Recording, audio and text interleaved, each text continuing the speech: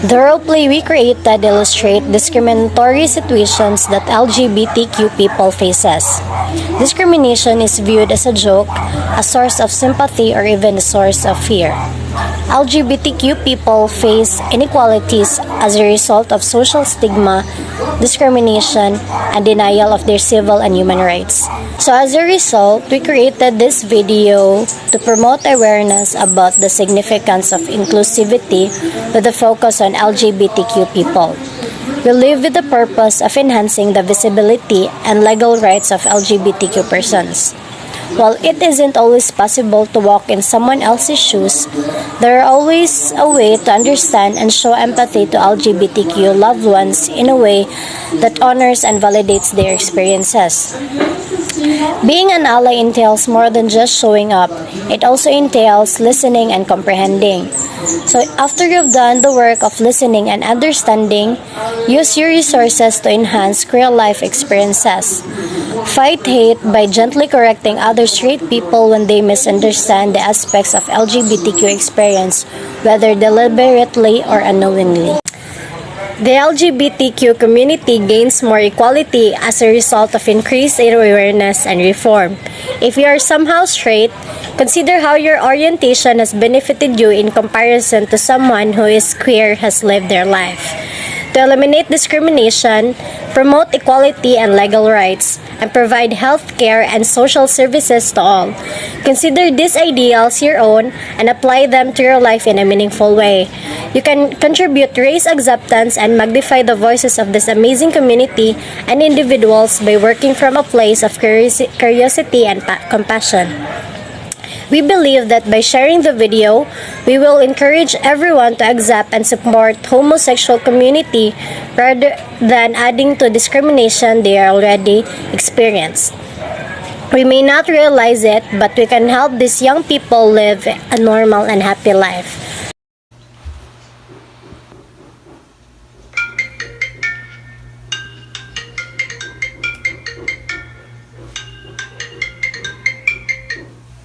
Kuya, kay baon na ba silang mama o papa? Nunsa? Sambil ang cellphone, be. Nga nung nagbayot-bayot man ka, kay baon man ka na di mi kadawat na may bayot sa atong pamilya. Layas diha sa balay. Nigabot na mo sa balay, dapat wala na ka. Layas, ayaw na pagbalik ha. Ayaw pagpakita na mo.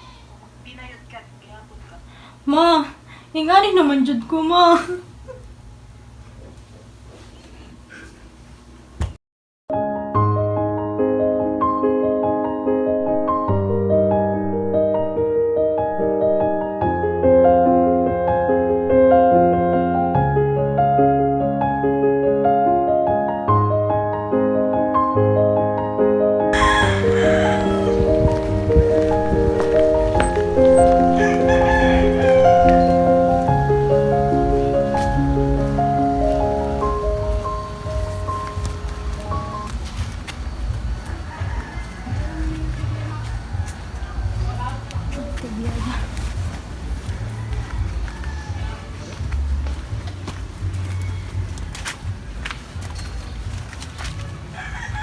Ayo. Ayo. Ayo. Ayo.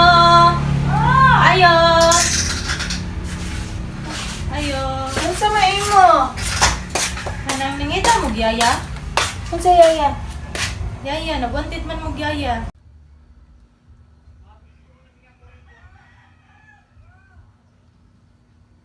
Ngano day, ma'am? Ay, wala man good day na babae man ang pangita, dili koan. Bayot ka? Oo, ma'am. Ay, di man gud mo dawat og mga bayot. Street man amo gusto. Nagyaya raman ka, ma'am. Oh, magyaya pero di mi gananog bayot. Yaya gani.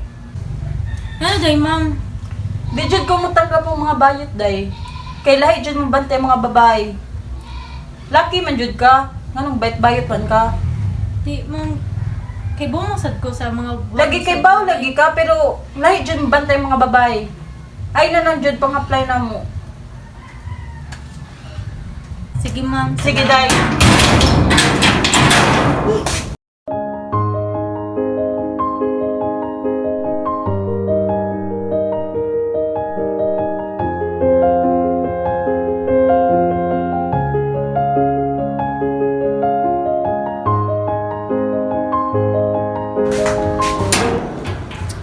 Masdan ko ni eh. Balik mga apply. Tanong babae dire.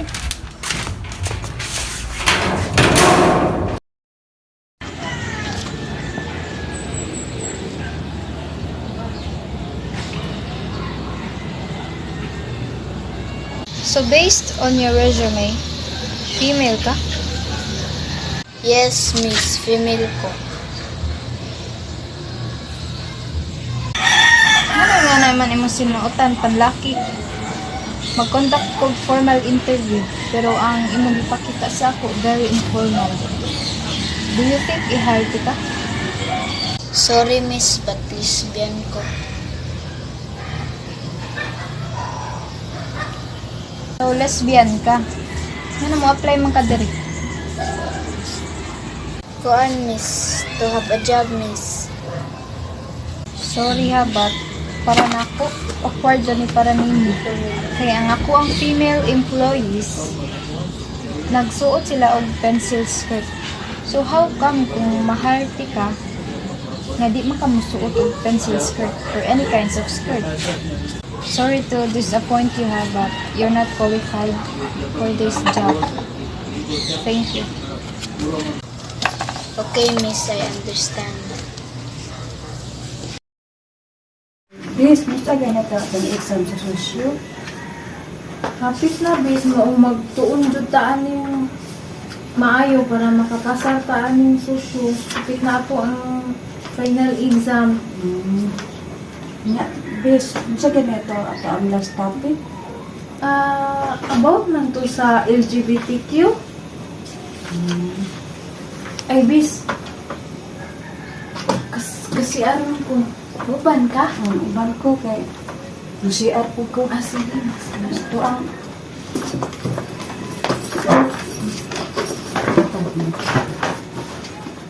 Dali.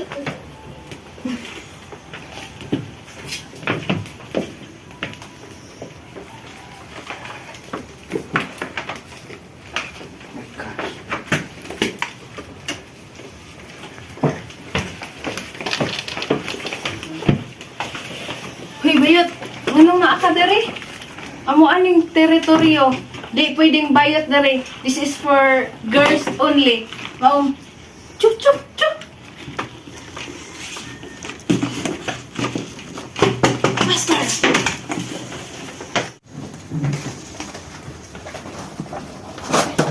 Uy, bis!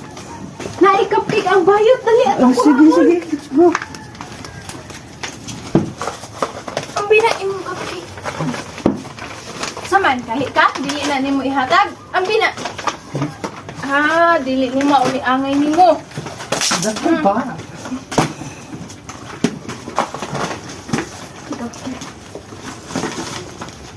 Bayot, bayot. Bayot. Bayad ka. Na, uli angay nimo bayota ka.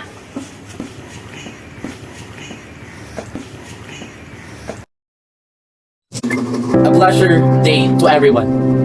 As you witness our replay, we portrayed three gender issues or conflict because these three issues have a rampant concerns that should be addressed into our society.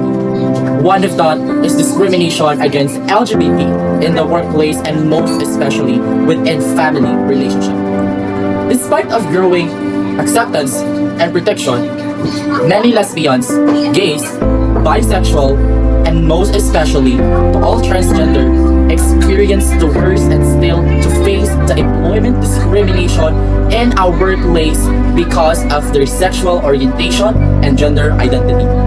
So they might feel that they are not part of this company, that they are not in the spectrum of their life of being a worker. It's just because of unfairness treatment of all the workers, especially the boss, including being fired, not hired, and ignorance and apathy of all employees. So everyone in the company must see their treasure because they have a very great potential that you could ever imagine. So according to the study, there are 46% of LGBT people experience some form of discrimination. It can be anything from receiving negative performance review from a boss and employees who are openly anti-gay or anti-gay vandalism. So let's say your boss called you a name garbage or something terrible that's not sounds good for you, right? So and they laugh at each other. What you feel is so offensive to your part, and it's an acceptable abusive language that you have to be addressed, that you have to address within that thing. Because you know, some of the research of the study in the American found out that most transgender have a 90% more worse experience with that company. So guys, let me remind you, they are just humans. They have the power, the responsibility, sacrifices that they can give themselves. Why we should let them not to be they are, and what they feel in their heart, let's support them. Let's lead a support to those people who are very brave to show the real person behind their inner person, behind the real who we are. Another crucial challenge faced to LGBT and rampant issues that need to be concerned is sexual disorientation discrimination, which is really relevant nowadays, in which families have different perspectives why they don't accept their child as an LGBT. So why? One of the reasons is families doesn't want to feel ashamed to other families because their child was an LGBT. But instead, after they aware of that, they will establish or express this in a way of giving favor or favoritism to the child who is actually a man or a woman than to their LGBT child. But this is unfair. It is a kind of discrimination that you portray to your child. It is your child.